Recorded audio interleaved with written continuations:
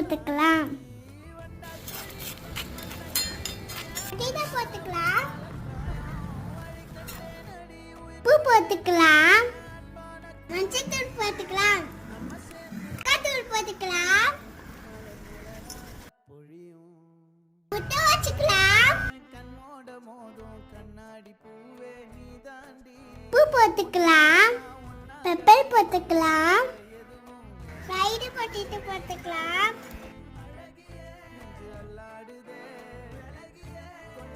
Mix பண்ணிக்கலாம்.